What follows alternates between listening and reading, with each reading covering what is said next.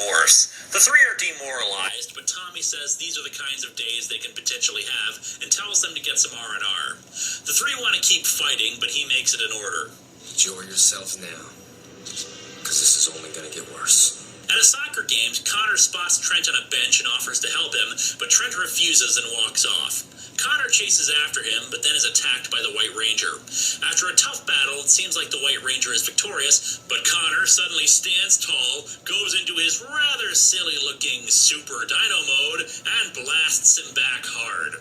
Before the White Ranger can finish off Connor, though, Mesagog shows up to offer the White Ranger a chance to join him. The White Ranger refuses and goes off, stealing the Stegazord again. Might as well call it the Yo-Yo Zord. Tommy returns to the warehouse where he ran into the White Ranger earlier to recover some equipment, only to see it's been taken by the White Ranger. He finds Trent, who is forcibly morphed into the White Ranger, and fights Tommy. Before Tommy can warn Haley of what he's found, the White Ranger encases him in some kind of amber. Following White Thunder, Trent starts to recover some more of his memories of what's happening. He quits the cafe, but won't explain why. Elsa and Zoltrax are sent to take the White Ranger by force, but the two are easily taken down. The other Rangers show up, but the three are easily defeated once again. However, when the White Ranger gets a closer look at Kira, he can't fight her. The White Ranger retreats for the moment. Kira goes to visit Trent, who reveals to her that he's the White Ranger. Kira goes to get the others, but Elsa has found him too, sending out the Tyrannodrones to capture him. Ethan and Connor don't think he can be trusted. Mesagog recognizes him as Anton Mercer's son and tries to get Trent to join him once again, but Trent morphs and escapes. He summons his Megazord and the Rangers prepare to fight, though Connor tells Kira on no uncertain terms that they have to do whatever it takes to stop Trent. Haley also reveals yet another new Dinozord, the Ankylozord. As the new Zords are wont to do, it becomes a new arm, a combined drill and shield arm. Later, Trent talks to Kira again, saying it's too late for anyone to help him, that the gem is taken over. He tosses aside his sketchbook and leaves, telling Kira he's got to leave to prevent himself from hurting anyone. Following that, there's a filler involving a meteor that unlocks recessive personality traits with whoever comes in contact with it. However, at the end, Haley manages to use the radiation from the meteor to free Tommy from the amber. However, once he's freed, he finds that he can't demorph.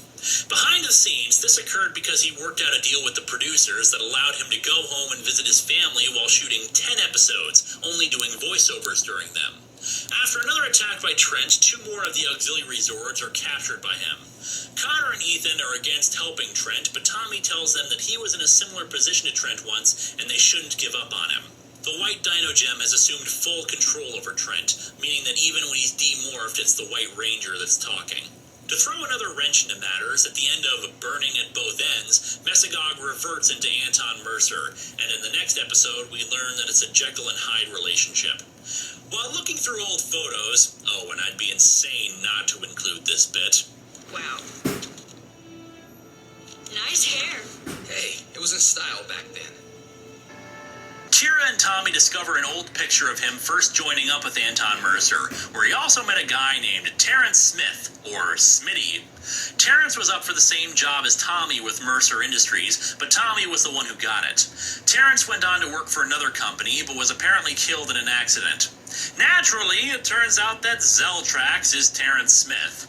I was on the verge of a breakthrough when it all went wrong.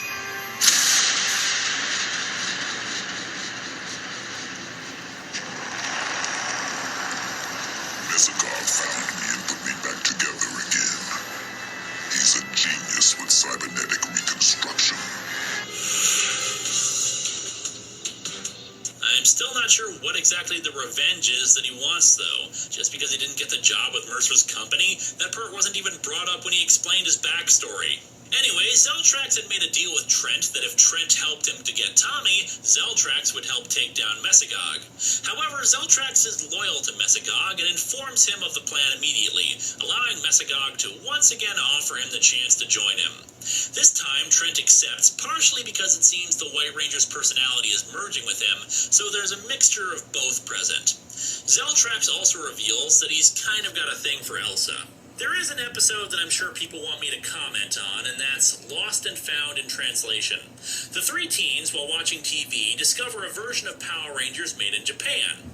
In actuality, it's a badly dubbed version of Aba Ranger, the Sentai Dino Thunder is based on, though from what I've read, not a very accurate one. It was made as a humorous nod and wink to Sentai, with Connor blasting it because it's not American, and that he sees it as Japan making fun of both their country and their efforts. But Kira and Ethan are getting into the fun spirit of it.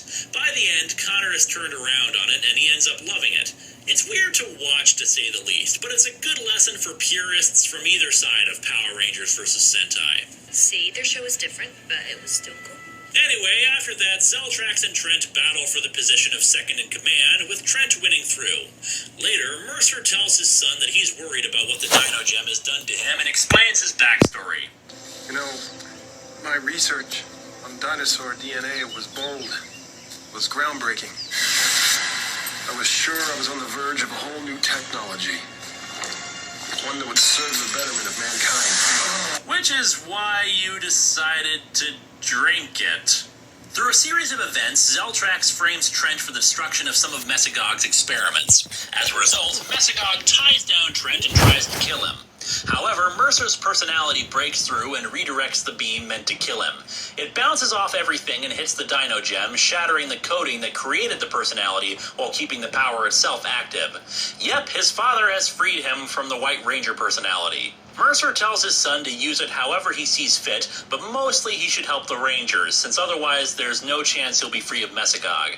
However, Trent promises that he won't reveal the secret, which I've gotta say is the dumbest thing he can do, since now the Rangers won't pull their punches if they ever go up against Mesogog directly. Trent unlocks his own Super Dino mode, which looks especially silly, though I do like the katars he has.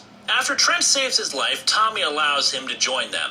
However, at the end of the episode, it's revealed that Zeltrax saved the Monster of the Day's weapon, a copying device that allows him to create a duplicate of the White Ranger, except with no trace of Trent within him. The copy retains control of the Dragazord and the Stegazord. Later, Trent and Tommy go out to uncover an ancient artifact called the Shield of Triumph. Connor comes to help, and Tommy explains that only someone in sync with the universal dino energy can retrieve it. The Rangers all contribute to the power, allowing Connor's form to upgrade into the Triassic Ranger. The downside is that the Triassic Ranger needs the other Rangers to contribute their energy to do it, demorphing them. At least for 2 episodes before they find a way around it, so what was even the point? Along with the Triassic powers, Haley invents a new assault vehicle for Connor to pilot. During the vehicle's trial run, Zeltrax and Tommy enter into a final battle aboard Mesogog's ship. Tommy, deciding to end the feud once and for all, destroys him along with the ship. Well, that was an anticlimactic end to all that. The episode itself where it happened was a Kira-focused episode. The vehicle can also become the Mesodon Megazord, once again adding to the Rangers' arsenal, and in turn combining more of the Zords to create the Triceramax Megazord. You may have noticed that I haven't commented very much on Cassidy and Devin. Some people like to compare them to Bulk and Skull, but there really is no comparison.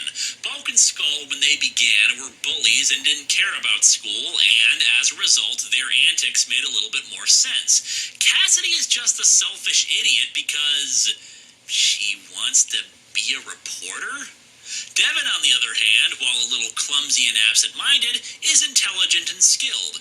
Frankly, I don't understand why he's practically Cassidy's slave unless he has a crush on her, but even that will only go so far considering the lengths he goes for her. It should be noted that with a lot of these seasons, the Sentai is still going on at the same time as the Power Rangers version is being written.